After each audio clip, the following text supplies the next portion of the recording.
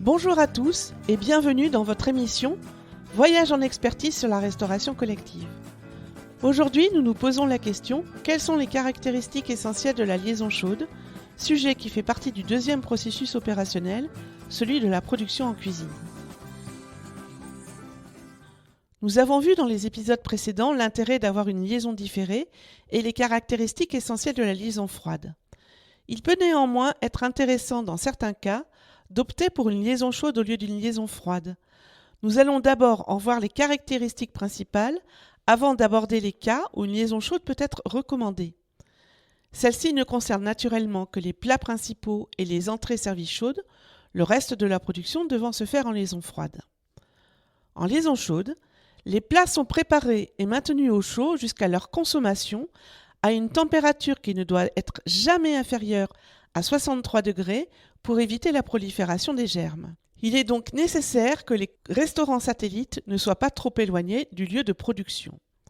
Une bonne pratique est de respecter un délai de 2 heures entre la production et la consommation, mais ce n'est pas une contrainte réglementaire. En revanche, il n'est pas possible de consommer le lendemain de sa fabrication un plat en liaison chaude, c'est bien une contrainte réglementaire.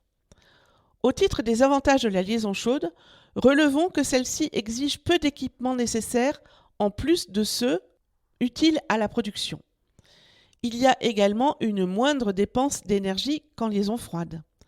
Il n'est pas besoin de modifier les habitudes alimentaires des convives, puisque toutes les recettes peuvent être faites, comme les appréciés frites ou les steaks.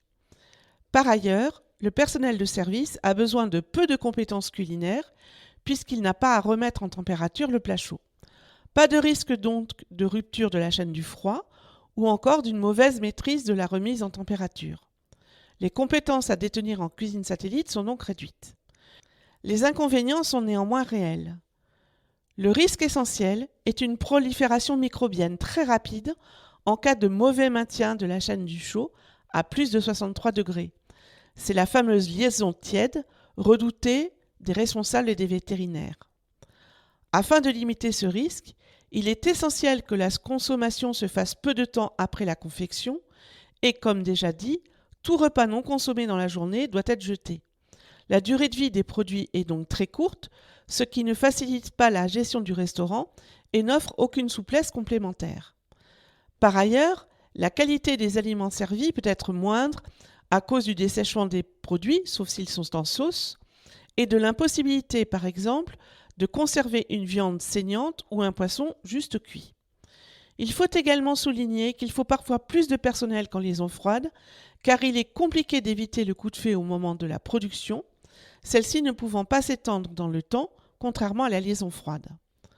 Pour l'ensemble de ces raisons, la liaison chaude souffre d'une désaffection dans les projets de grande cuisine centrale, mais elle mérite quand même d'être considérée dans certains cas de figure, comme en restauration scolaire, si vous avez peu de satellites, situés très proches les uns des autres, et un faible effectif à nourrir.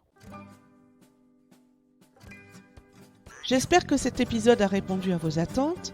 Lors du prochain épisode, nous aborderons le transport des repas en liaison différée, sujet qui fait partie du troisième processus opérationnel, celui du service. À bientôt!